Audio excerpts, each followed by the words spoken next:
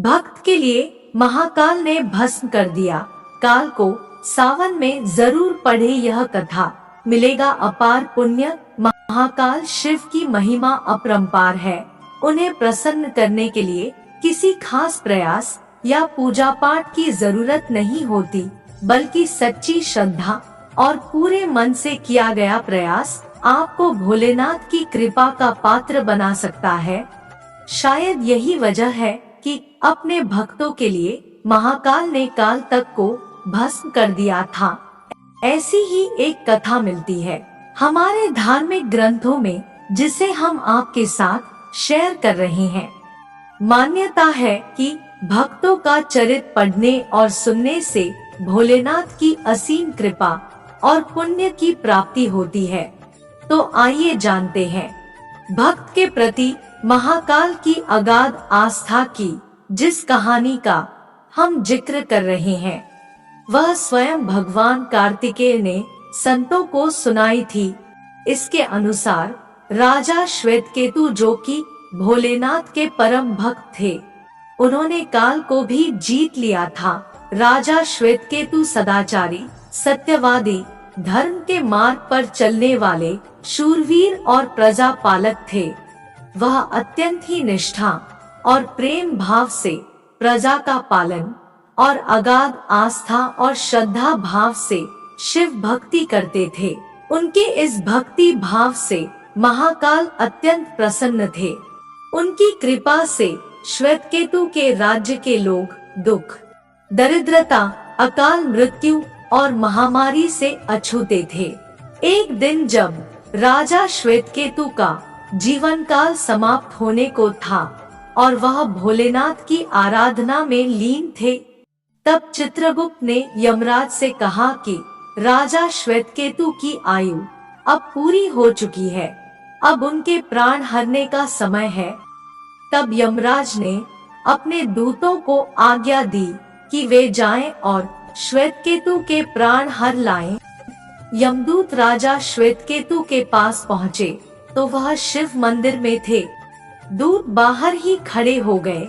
श्वेतकेतु गहरे ध्यान में थे। बहुत देर हो गई, न श्वेतकेतु का ध्यान टूटा, न यह दूत हिले। दूत बिना अपना काम किए खड़े रहे। जब वे वापस नहीं पहुँचे तो यमराज ने विलंब होते देखा तो कालदंड संभाला और खुद चल पड़े। दूतों के आने में देरी होने के चलते यमराज स्वयं ही राजा श्वेतकेतु के प्राण हरने पहुँचे। लेकिन वहां उन्होंने देखा कि वह तो महादेव की साधना में लीन है। अब तो वह सोच में पड़ गए कि इसके प्राण कैसे हरे। उन्होंने सोचा कि यह अभी पूरी तरह शिव पूजा में डूबा है। इस स्थिति में शिव पूजा का उल्लंघन नहीं किया जा सकता। तब वह भी बाहर ही खड़े हो गए। उधर जैसे ही काल को इसकी सूचना मिली तो उन्होंने तलवार निकाली और शिव मंदिर में जा घुसे। काल ने देखा कि राजा श्वेतकेतु अभी भी भगवान शिव के लिंग स्वरूप के सामने बैठे ध्यान मग्न हैं। वह झपट कर आगे बढ़ा और जैसे ही उसने राजा श्वेतकेतु का सिर काटने के लिए तलवार उठाई, शिव ने अपना तीसरा नेत्र खोलकर काल की ओर देखा।